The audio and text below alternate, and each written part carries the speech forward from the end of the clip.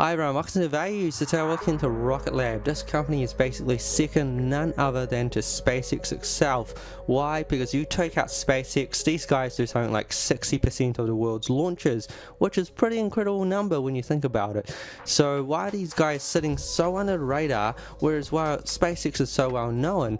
Well, because it's basically they're in charge. They're very dominant in terms of the small rocket launches because that's their main rocket. But they are developing a very large rocket which they plan to have going next year, and that's really going to change the game. And hence, this might actually be the turning point of this company in terms of its valuation. It's been sitting under the radar for so long. Like, you look at the stock price since 2022. They've been trending up and downwards in that $4 to $5 zone for a couple of years now. It's been building all these really critical and fundamental stuff. They have so many contracts with governments, NASA. They are just so dominant in the small kind of launch kind of area that it's crazy how they're not actually valued much higher. If you actually did a very similar comparison with SpaceX, you would actually have this company trading probably at an 8 to 9 billion valuation, whereas you look at now, they're only trading around just slightly below $3 billion, which is sort of kind of low for a space company that's this important.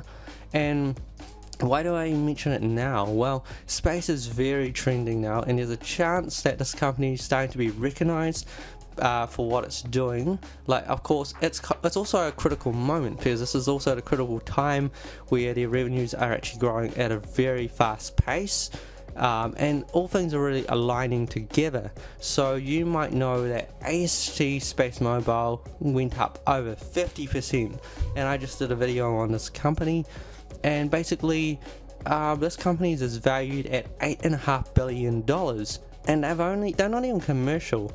And they're about to send 5 satellites into space, basically doing, broad internet access for mobiles through satellite. And basically, Rocket Lab as a company sends all these satellites into space. So for a company that does all these launches, they build satellites as well, which is a real big component of their revenue. It's kind of crazy how this company that's more sophisticated, does a lot more, is not even closely valued to this other company called AST. So today we're going to look into the financials, where they are in terms of the progress, and why I think next year is going to be such a big year for them, such a critical moment, and the valuation I think is going to grow so much more. And we'll talk about it as we kind of go through all the material.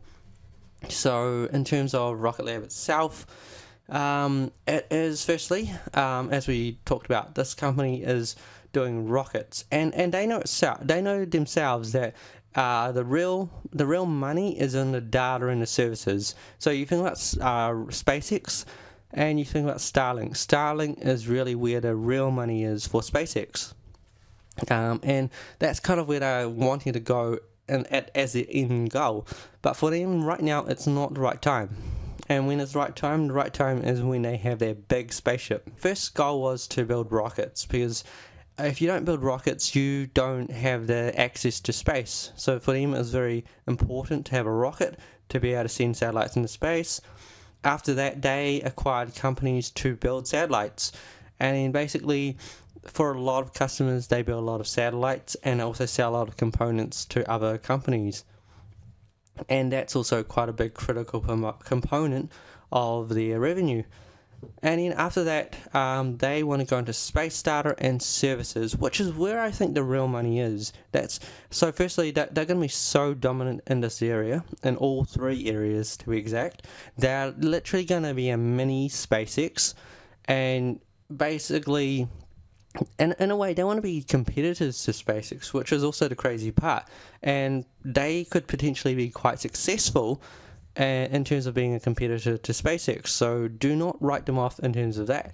And yeah, if we look at these 3 steps, and they've already done 2, they're missing the 3rd because it's actually, in a way, at the margins is very thin when it comes to just doing the first 2. Like if we go to their financials, and the recent quarter revenues was $106 million. That's significantly up on 62 on the prior year. So you can kind of see they're growing really quick. Space is reaching this critical part where basically all companies want satellites. All companies want that, in a way it's a necessity for big companies to start using satellites to kind of dominate certain areas. And the ones without satellites are the ones that are actually behind. So it's crazy that you would need a satellite to be kind of getting ahead of these days. If we look at their net loss, which is $41 million, and we look at their research and development costs, that's $39.9 million. So you can see without the research and development costs, these guys would have actually been close to break even. If you take out some of the non-cash expenses, then they'd be cash flow positive, and actually they would, in a way be profitable, or break even or profitable, how you want to see it. But of course, such a company can't not have R&D because they always have to keep advancing their technology. But it kind of just tells you that what they're doing right now would make them a profitable company if they weren't spending so much trying to get to where they are now. And a lot of this R&D is spent on the bigger rockets, and that's quite understandable. They're a growth company, and that's kind of the factor that you have to look at this company. It's currently not, the main aim is not to make a profit yet. Its main aim is to grow this company and grow it as big and fast as possible. And they've got 2 launch pads, and they've got a 3rd that they're building right now, and they're kind of limited to how many launches they can do at once. Hence why the money is not in the launches, because this company for the last few years, their launch revenue's been in the range of $20 to $30 million, and that kind of tells you that it's very hard to grow that area. It's actually their satellite building kind of part of the business, and the parts that they sell, that's actually been the main part that's actually been growing the business, and hence that's where they're starting to make a good amount of money. But of course, the real money after that is offering data and services where you can get much bigger margins. You kind of think about software, software is always going to be more profitable on a margin side of things than hardware. And that's where these guys will be going very, very soon. And that's why that's why it's starting to come out that this company is looking at being it's starting to come into a very lucrative proposition. So where is the rocket that's basically going to make all this happen? Well, this is a rocket called Neutron, and basically it's here to break up the medium launch monopoly that basically SpaceX kind of dominates right now. There's really no other company that is even close to SpaceX except this one.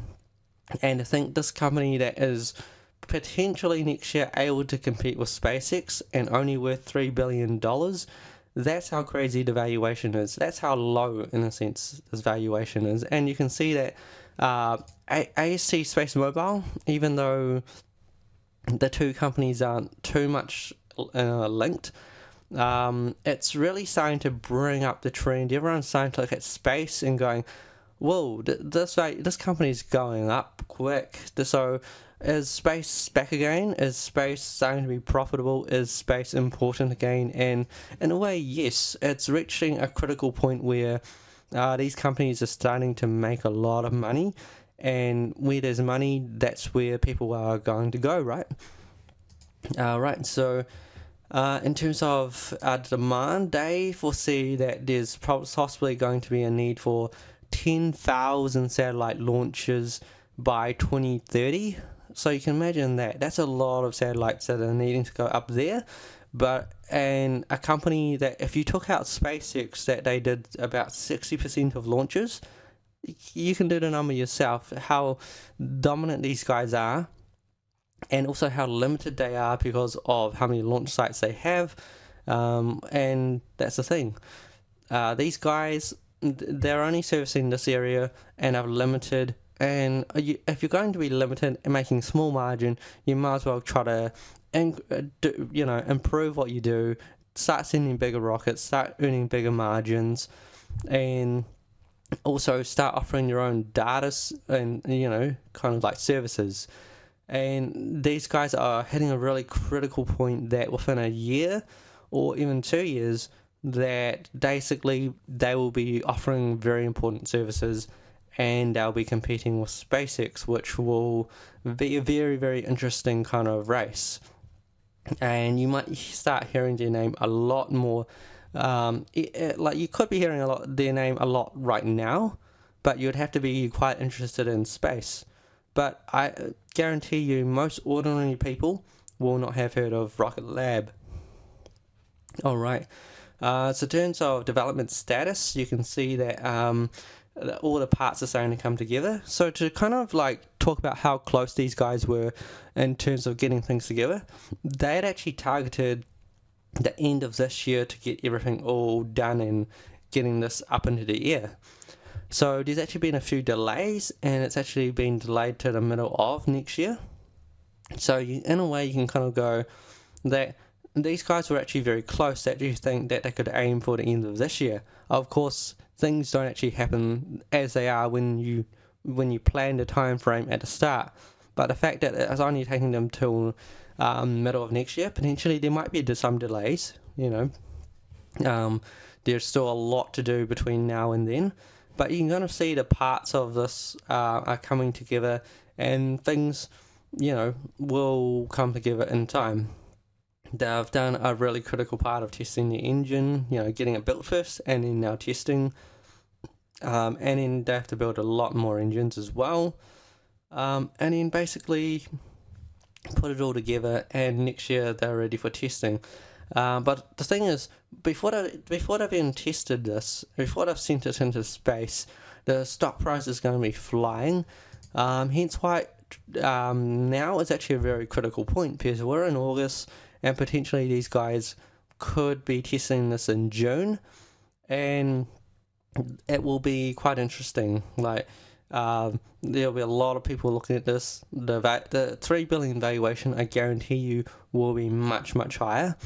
So it's, in a way, it's not a bad point to be in this company if you can hold for a year.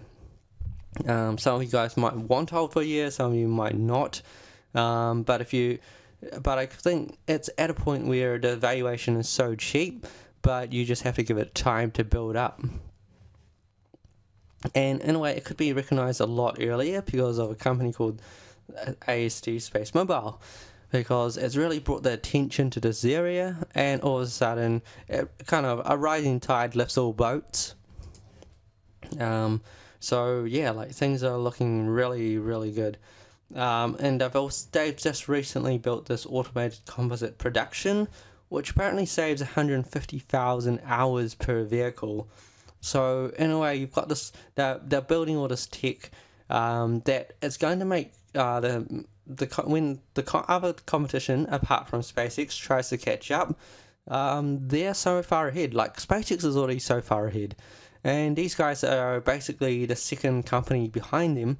And they're doing some very important stuff which will make them ahead in the future as well. Alright, so where are we at? So they've got their launch site number 3, which is purposely built for Neutron, and that's also coming together. So you can kind of see a lot of parts of this company is coming together. So in terms of the space satellite building kind of area of the business, that's got about $720 million in contracts. So you can imagine that's the area they're building a lot of contracts for. And you look at the list of these clients, mostly NASA's the real recognizable one, but you can see there's a huge demand for this. And yeah, they're also building stuff to send for NASA to Mars. So this company, you can imagine, they're pretty important. They're also building space solar manufacturing, which they've gotten a $49.4 million in federal and state incentive. So they've got that building.